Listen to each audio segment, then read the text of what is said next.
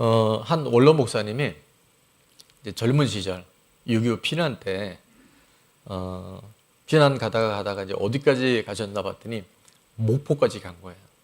그것도 처음으로 이제 배를 타서 노를 젓게 됐대요. 노를 저어보신 분들은 알겠지만 처음 이제 노를 젓다 보니까 힘은 있어서 아주 힘있게 이렇게 노를 저었는데 뱃머리를 보면서 노를 계속 젓는데 이상하게 앞으로 가야 되는 배가 앞으로 안 가고 한쪽으로 계속 빙빙 돌기만 하더래요. 그리고 기우뚱기우뚱하고 한참 그런 걸 보더니 누군가 얘기해 줬답니다. 노를 저을 때는 뱃머리 앞에를 보는 게 아니라 가까이를 보는 게 아니라 어디를 본다고요? 멀리 보되 가고자 하는 목적지에 고정된 어떤 목표물을 딱 정해서 거기를 보고 노를 저으라고 얘기해 주더래요.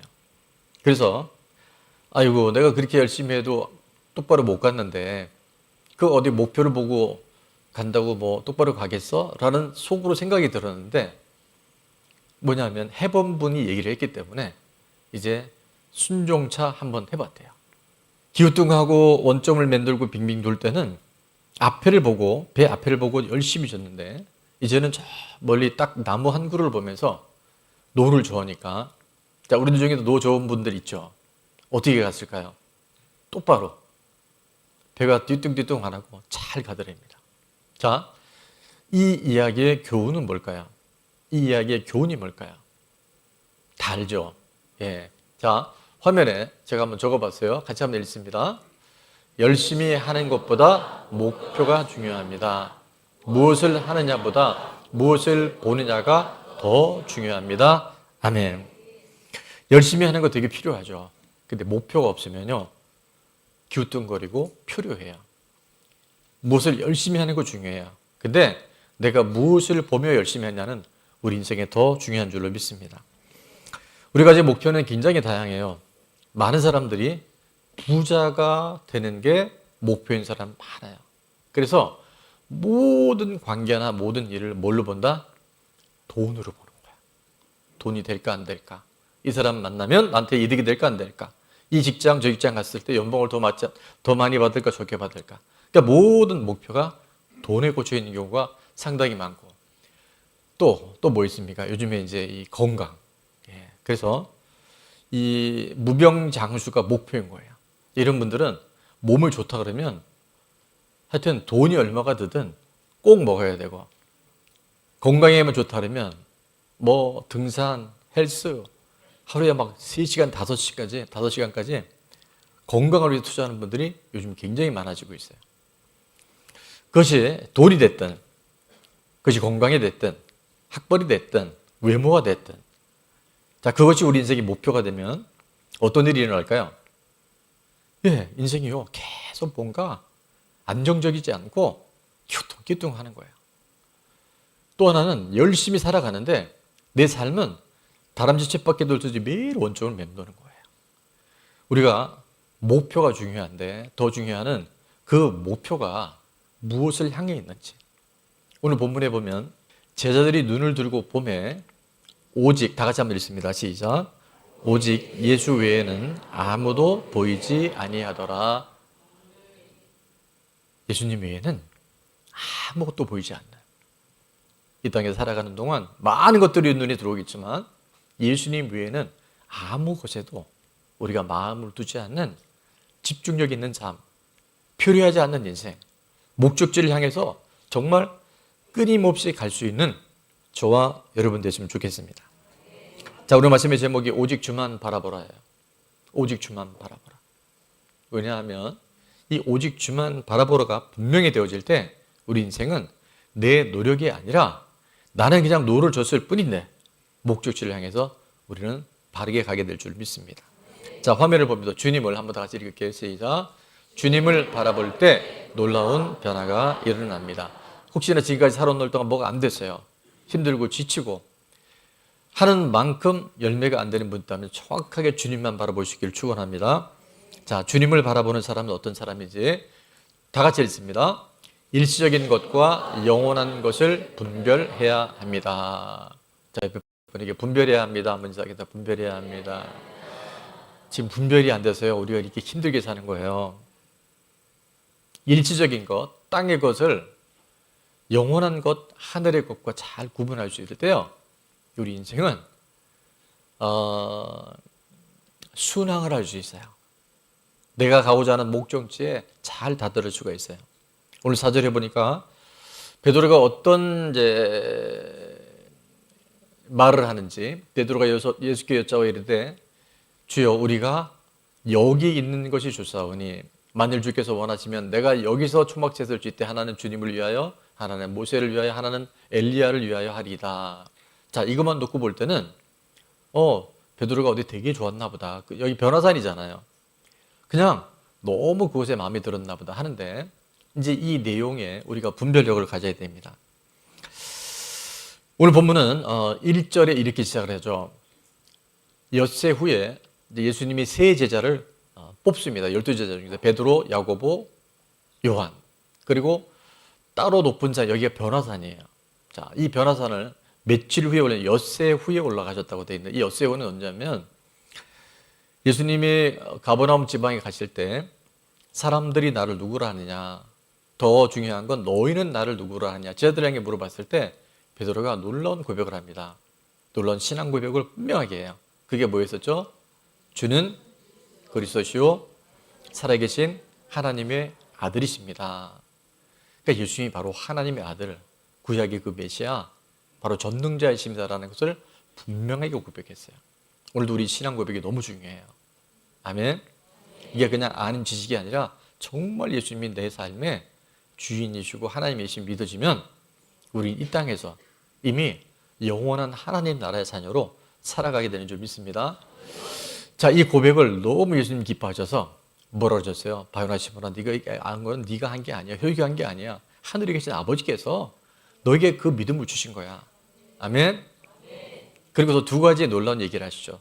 이 반석 위에 내 교회를 세우리니 음부의 권세가 이기지 못할 것이다. 그리고 또 하나 놀라운 열쇠를 주셨어요. 황금 열쇠가 아니고 천국 열쇠를 주셨어요. 네가 땅에서 매면 하늘에서 매일 것이고 네가 땅에서 풀면 하늘에서 풀릴 것이다. 엄청난 하나님의 약속을 주신 거예요. 그러고 난 다음에 예수님께서 이제 본론으로 들어가십니다. 하나님이 이 땅에 오셔서 십자가에 죽으셔야만 저와 여러분의 과거, 현재, 미래 씻어도 돌이켜도 해결할 수 없는 무슨 문제, 죄의 문제와 죽음의 문제를 우리를 구원하시기 위해서 예수님이 십자가에 지셔야 돼요. 돌아가셔야 돼요. 이제 그게 목적이었단 말이에요. 그러니까 본격적으로 예수님께서 그 말씀을 하시는 거예요. 아무든지 나를 따라오려던 자기를 부인하고 어떤 상황 가운데서도 너의 죄를 인정하고 너 인생의 주인이 누군지를 분명하되 제 십자가를 지고 나를 따를 것이니라고 딱 말씀하시니까 그렇게 흥분했던 베드로가 이제 너무 감격했던 베드로가 갑자기 돌변합니다. 어떻게 돌변했었죠? 아까 봤잖아요. 예수님을 딱 붙잡더니 항변했다라고 되어 있는데 언어에 보니까 어떻게 해요? 책망하다, 꾸짖다, 더 심지어는 대들었다 이렇게 된 거예요. 그래서 뭐라 그러죠? 아까 보니까 사탄아 얘기하는 거예요. 근데 베드로가 사탄이라는 것이 아니라 베드로가 지금 사탄의 도구가 되고 있는 거예요. 뭐냐면 네가 하나님의 일을 생각하지 않고 인류의 구원, 여러분과 제가 십자가에 죽으신 예수님을 믿고 또 내게 맡겨진 십자가에 잘 지고 매달려 있을 때 또 다른 영혼, 믿지 않는 가족들이 이제 내 안에 계신 예수 그리스도로 말미암아 구원을 받게 하는 것이 목적인데 베드로는 절대 그런 일이 있으면 안 됩니다. 그리고 예수님이 너희가 하나님을 생각하지 않고 사람의 일을 생각하는 것, 십자가 지는 것을 반대하는 모든 것이 바로 사탄이라는 것을 예수님께서 꽉 얘기하신 거예요. 자, 그 일이 있고 난 다음에 아무든지 나를 따르든 자기를 부인하고 제 십자가를 지라고 이 말씀하신 지 딱 6일 만에 오늘 얘기하신 거예요. 이 상황 가운데 예수님이 이제 지금 하나하나 풀어주실 때, 자, 2절에 그들 앞에서 예수님이 변형되십니다. 그 얼굴이 해같이 빛나며 옷이 빛과 같이 휘어졌더라라고 말씀 기록되어 있으면서 3절은 다 같이 한번 읽어볼게요. 그때 모세와 엘리야가 예수와 더불어 말하는 것이 그들에게 보이거늘. 자, 여기에 모세와 엘리야가 나와요. 자, 구약은 율법과 선지자의 글이라고 되어 있어요. 모세는 뭐의 대표인 줄 아십니까? 율법의 대표예요. 십계명을 직접 받았고 모든 율법을 모세를 통해서 하나님이 제정하신 거예요. 그래서 율법의 대표자 모세. 자, 수많은 구약의 선지자가 있는데 엘리야는 선지자의 대표 선수인 거예요. 그래서 모세와 엘리야와 예수님이 지금 대면하신다는 건 뭐냐면 지금까지 구약 성경의 모든 사건과 모든 말씀들이 이제 예수님을 통해서 다시 한번 분명해지는 줄로 믿습니다. 자, 이 엄청난 광경을 보고 베드로가 아까 읽었던 4절에 이 얘기를 하는 거야. 여기가 너무 좋사오니, 여기가 좋사오니. 초막 몇 개를 짓고 셋을 짓고. 지금 예수님이 지금 십자가 얘기하고 계셨어요. 저도 모세와 엘리야와 예수님이 무슨 얘기를 하셨을까가 저는 되게 궁금하더라고요. 여러분 궁금하시죠? 예, 그게 누가복음 39장 30절에 나오는데 문득 두 사람이 예수와 함께 말하니 이는 모세와 엘리야라. 31절에 영광 중에 나타나셔서 장차 예수께서 예루살렘에서 뭐 하실 것을 말씀하셨어요? 별세하실 것. 예수님의 십자가 죽음 말하는 거예요. 그 끔찍한 고통에 대해서 예수님도 육신을 입으셨기 때문에 너무 마음이 아프셨던 거고 피하고 싶으셨던 거야. 그래서 겟세마네에서 기도하실 때 여러분 아시는 것처럼 할 수만 있거든 이 잔을 내게서 물러가게 하시고, 그러나 내 원대로 마시고 아버지의 원대로 되기를 원합니다. 그 죽음에 대해서 지금 심각하게 얘기하고 계셨어요. 근데 베드로는 지금 엉뚱한 얘기를 하는 거예요. 초막셋을 짓고 여기가 너무 좋사오니 내려가지 맙시다. 베드로는 일시적인 것들, 현상적인 것들에 너무 마음이 뺏기다 보니까 영원한 것을 보지 못하는 안타까움이 있었어요. 제가 글을 적어봤는데 주님을 바라보는 사람은 일시적인 것과 영원한 것을 분별할 수 있어야 돼요. 이제 여러분이 마태복음 10장에 들어왔다는 것은 그만큼 말씀에 이미 영적 성장과 성숙이 일어난 줄 믿습니다. 이제 예수님의 십자가 무엇인지를 우리가 경험한다고 한다면 일시적인 것과 영원한 것을 뭐 할 수 있어야 된다고요? 분별해야 돼요. 분별해야 됩니다.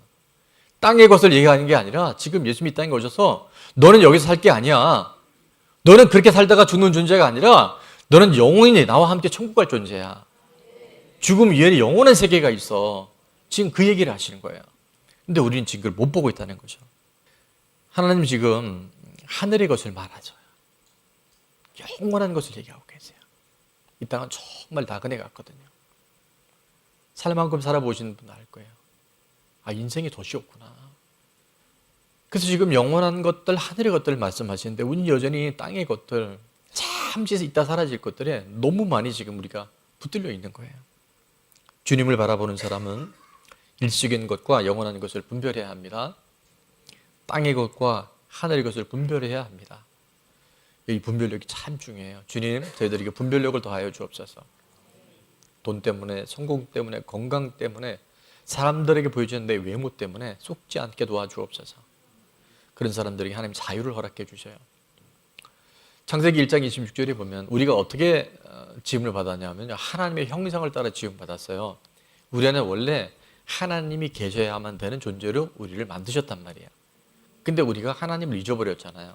죄를 범해서 하나님과의 관계가 끊어지면 어떤 일이 생기냐면 하나님이 내 안에 안 계시니까 하나님 아닌 것들로 우리가 자꾸 뭔가 채우려고 그래요.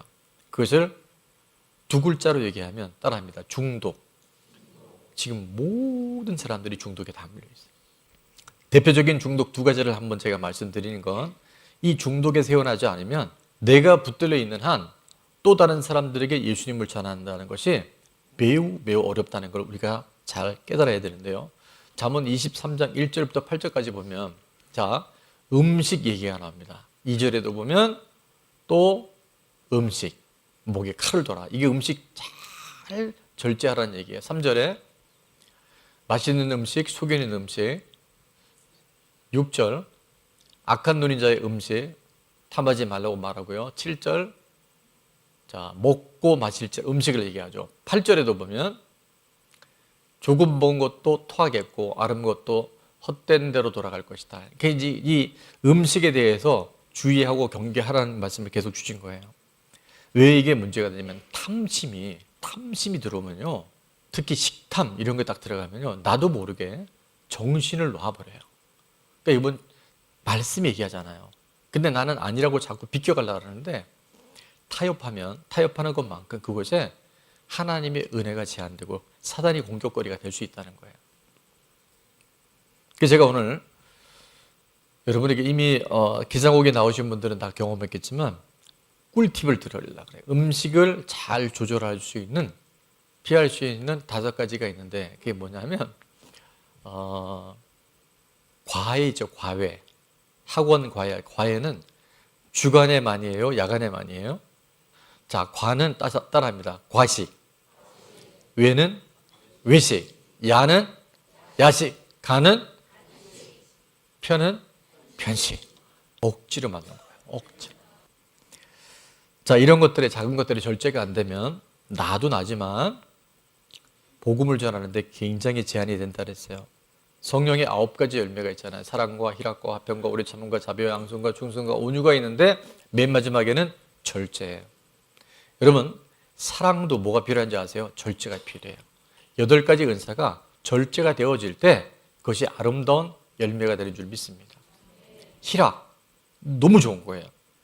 희락이 절제가 안 되면 장례식장 가서 계속 웃고 있어요. 심각한 거예요. 제가 이걸 왜 얘기하냐면 절제가 중요하기 때문에. 절제가 중요해요.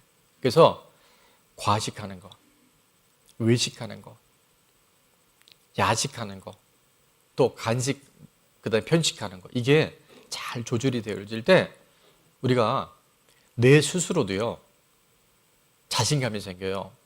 또 몸이 가벼워져요. 그래서 주일에 더 우리가 귀하게 쓰임받는 줄을 믿습니다. 대표적인 또 중독이 하나 나왔는데 그게 뭘까요? 술입니다.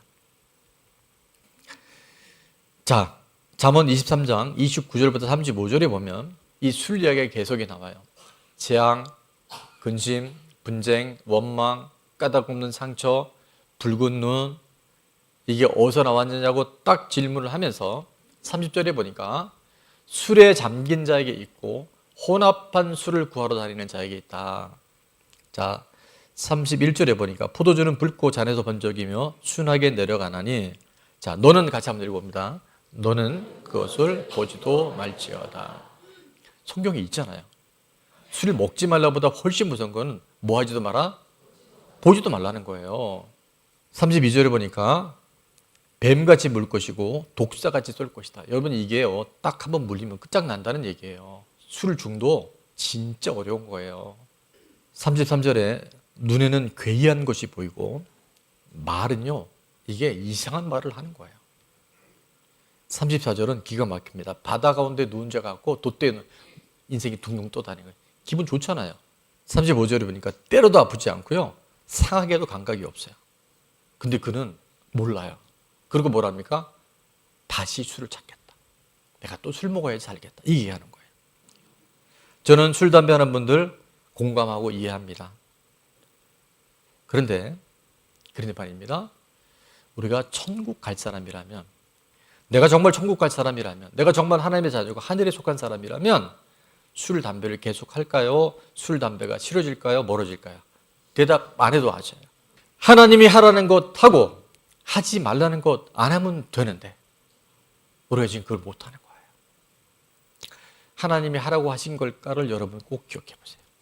내가 정말 하늘에 속한 사람인 걸 안다면 내가 계속 거기에 들어가겠냐는 것을 우리는 꼭 분별해야 돼요. 고린도서 3장 16절에 보면 너희는 너희가 하나님의 성전인 것과 하나님의 성령이 너희 안에 거하시는 것을 알지 못하느냐. 누구든지 하나님의 성전을 더럽히면 하나님이 그 사람을 멸하시리라. 하나님의 성전은 거룩하니 너희도 그러하니라. 고린도서 6장 19절에도 보면, 한번 같이 읽어볼게요. 시작. 너희 몸은 너희가 하나님께로부터 받은 바 너희 가운데 계신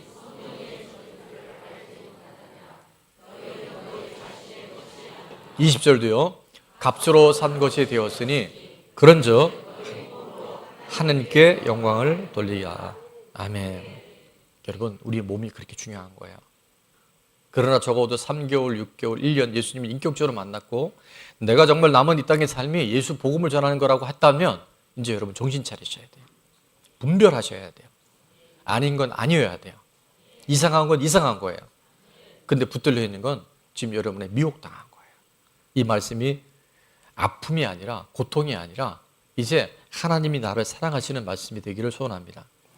제가 담배를 끊을 수 있는 결정적 계기가 뭐였냐면 제가 학생부 교사를 했는데 어느 날 딱 드는 생각이 내가 지금 이 모습이 이렇게 모습이 내가 가르치는 학생부 아이들이 나를 봤다면 보게 된다면 얘들이 무슨 생각을 할까 그게 들어오는 거예요. 그러면 걔들이 어떻게 생각합니까? 우리 선생님이 하나님 말씀을 전하고 내가 볼 때는 굉장히 신령해 보이고 믿음이 있어 보이는데 담배를 피우는 거 보면 아 나도 피워도 되겠구나. 나도 술 마셔도 되겠구나. 그 아이들의 영혼을요 제가 망가뜨리고 있더라고요. 그 자각이 들어오니까 그때부터 담배가 싫어지고 담배가 끊어지더라고요. 나를 위한 것이 또 있어요. 우리 몸이 하나님의 성령의 전이니까. 그러나 더 중요한 것은 나를 통해서 누군가 구원받아야 된다고 한다면 오늘 내 모습이 십자가를 잘 지고 감당하고 인해서 또 다른 영혼을 주님께로 인도해 줄 줄로 믿습니다. 베드로 3장 8절 9절에 보면 사랑하는 자들아 주께는 하루가 천년 같고 천년이 하루 같다는 이 한 가지를 잊지 마라. 9절은 다 같이 봅니다.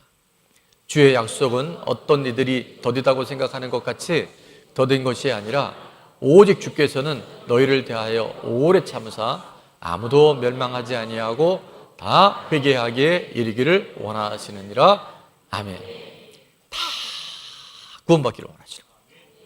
천년을 하루같이, 하루를 천년같이 제가 여러분의 가족, 우리 이웃들 한 사람의 없이 다 구원받기를 원하는 것이 하나님의 뜻인 줄 믿습니다. 주님을 바라보는 사람은 일시적인 것과 영원한 것을 분별해야만 합니다. 스마트폰 중독 끊는 법은 간단합니다. 식사할 때 안 보고 화장실 할 때 안 가지고 가고 잠잘 때 머리 곁에 주지 않는 거예요. 이걸 꾸준히 해보세요. 자, 적용 질문입니다. 일시적인 것과 영원한 것을 분별하기 위해 절제하고 끊어야 할 것은 무엇인가요? 두 번째입니다. 변화된 나의 모습으로 복음을 전하고 섬겨야 할 대상은 누구인가요? 이게 중요한 거예요. 자, 주님을 바라보는 사람은 다 같이 있습니다. 말씀이 들려야 하고 말씀을 들어야 합니다. 말씀이 들려야 돼요. 오늘도 제가 말씀처럼 제 말이 아니라 잠언의 말씀을 근거해서 오늘 본문의 말씀을 근거해서 전하면 이게 들려야 됩니다. 그리고 그다음에는 잘 들어야 돼요. 듣는 귀로 듣는 게 아니라 순종하는 거예요. 실천하는 거예요. 오늘 오전에 말씀해 보니까 말할 때 호련히 빛난 구름이 그들을 덮으며 구름 속에서 소리가 나서 이르시되 이는 내 사랑하는 아들이요 내 기뻐하는 자니.